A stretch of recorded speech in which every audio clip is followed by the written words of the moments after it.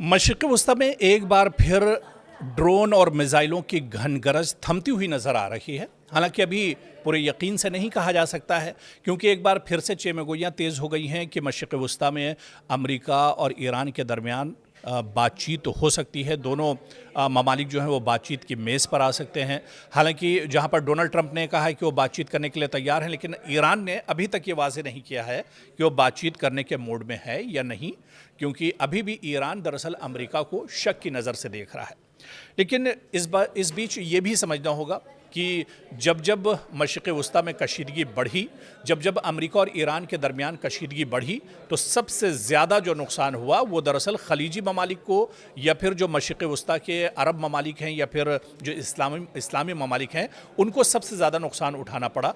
चाहे उसमें बहरीन की बात करें, उर्दन की बात करें, कतर की बात करें, सऊदी अरब की बात करें, अबू धाबी की बात करें, दुबई और कुवैत की बात करें, ये दरअसल तमाम ममालिक हैं, या फिर इराक़ की बात करें, ये तमाम ममालिक दरअसल इस जंग की लपेट में थे।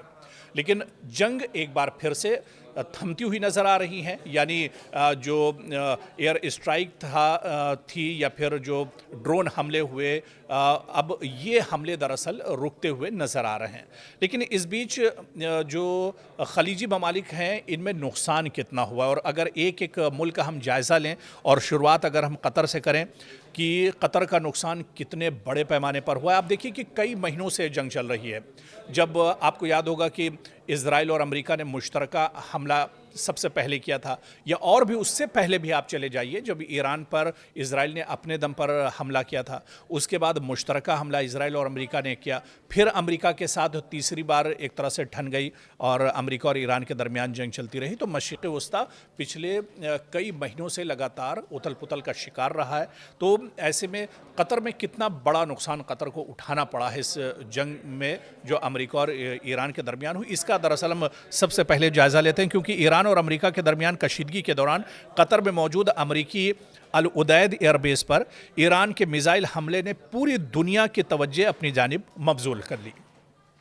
लेकिन सबसे बड़ा सवाल यही कि आखिर इस हमले में कतर को कितना नुकसान हुआ, और क्या अमेरिका को वाकई बड़ा फौजी नुकसान उठाना पड़ा। क्योंकि कतर में ईरान ने कई हमले किए, ड्रोन के ज़रिए से, मिसाइल के ज़रिए से अमेरिकी एयरबेस को निशाना बनाया, अमेरिकी फ़ौजियों को निशाना बनाया। अमेरिका के कई जो अड्डे थे जहां पर अमेरिकी फ़ौजी रुके हुए थे, उन्हें भी निशाना बनाया। तो दरअसल इसकी पूरी हकीकत को समझना होगा, क्योंकि आप अगर तारीख़ों में जाते हैं तो 23 जून 2025 को याद कीजिए, जब ईरान ने कतर में वाक़ अमेरिकी अल उदैद एयरबेस की जानिब मुताद्दिद बैलिस्टिक मिसाइल दागे थे। अल उदैद एयरबेस दरअसल मशरिक़ वस्ती में ईरान का सबसे बड़ा एयरबेस माना जाता है। यहाँ पर हज़ारों की तादाद में अमेरिकी फ़ौजी भी एक तरह से तैनात रहते हैं। और 2025 में अमेरिकी एयरबेस अल उदैद एयरबेस की जानिब ईरान ने बैलिस्टिक मिसाइल के ज़रिए से दरअसल हमले किए थे, और ये हमला अमेरिका की जानिब से ईरानी जौहरी तनसीबात पर कार्रवाई के जवाब में दरअसल ईरान ने किया था, या दागा गया था। फिर वहाँ पर आप देखिए कि कतरी हुकाम के मुताबिक ज़्यादातर मिसाइल जो डिफेंस सिस्टम था उनका, उसने एक तरह से रोक लिए थे, और रास्ते में ही एक तरह से ईरान के हमले को तबाह कर दिया गया था, ईरान के जो ड्रोन थे या मिसाइल थे। लेकिन आप देखिए कि अल उदैद जो एयरबेस था, इसे काफ़ी ज़्यादा नुकसान पहुंचा था, और यहाँ से अपना जो ऑपरेशन था वो अमेरिका को दरअसल रोकना पड़ा था। अमेरिका ने भी इब्तदाई तौर पर जो मौक़िफ़ अख्तियार किया था कि हमले में कोई अमेरिकी फ़ौजी हलाक या ज़ख्मी नहीं हुआ, क्योंकि हमले से पहले एहतियाती इक़दामात किए जा चुके थे। ताहम बाद में जो ख़बरें सेटेलाइट के ज़रिए आई थी, उन्होंने चौंका दिया था। क्योंकि जिस तरह से मगरबी मीडिया या फिर अमेरिका के अपने जो सोर्सेज हैं, दरअसल वो अमेरिका के नुकसानात को शुरुआती तौर पर छुपाने की कोशिश करते हैं। अमेरिका दरअसल दुनिया को ये नहीं जाहिर करना चाहता है कि उसका जंग में कितना नुकसान हुआ है, किस तरह से।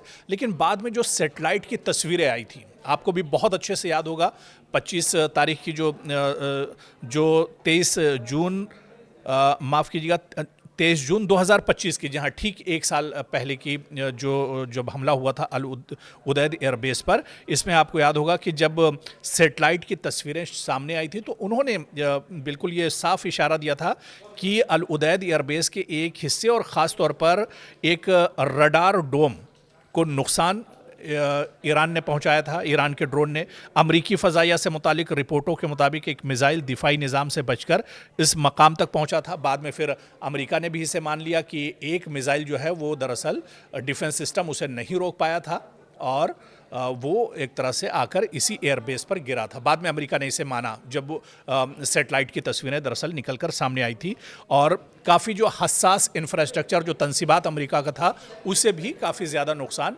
यहाँ पर ईरान ने पहुँचाया था।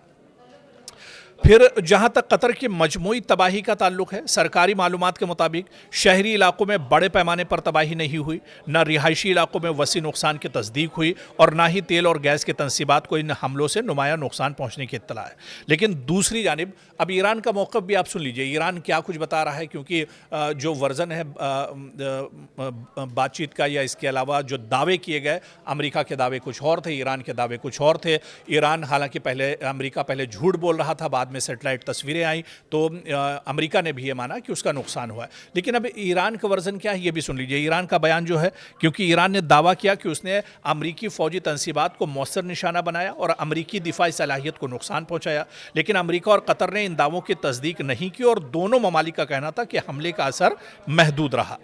हालांकि जो एक्सपर्ट्स हैं और जो माहिरीन हैं जिन्होंने सैटेलाइट तस्वीरें भी देखी और ज़मीन पर सारी चीज़ें देखी, उन्होंने कहा कि इस हमले का असल मकसद शायद बड़े पैमाने पर जानी नुकसान पहुंचाना ईरान का मकसद नहीं था, बल्कि एक मजबूत सियासी और अस्करी पैगाम देना था। ईरान इस हमले के ज़रिए से दरअसल एक बड़ा मैसेज देना चाहता था कि मशरिक़ वस्ता में हम जहाँ चाहें वहाँ अमेरिका पर हमला कर सकते हैं, अमेरिका की तंसीबात और इंफ्रास्ट्रक्चर को हम तबाह कर सकते हैं। तो ईरान का मकसद ये नहीं था कि अमेरिकी फ़ौजियों को मारा जाए या उसके इंफ्रास्ट्रक्चर को तबाह किया जाए, लेकिन एक बड़ा मैसेज इसके ज़रिए से ईरान ने ज़रूर दिया था। एक मजबूत सियासी और अस्करी पैगाम दिया था ईरान ने कि ईरान अमेरिकी फ़ौजी अड्डों तक अपनी मिसाइल सलाहियत पहुंचाने की अहलियत रखता है। दरअसल इस हमले के पीछे जो बड़ा मैसेज था वो यही था।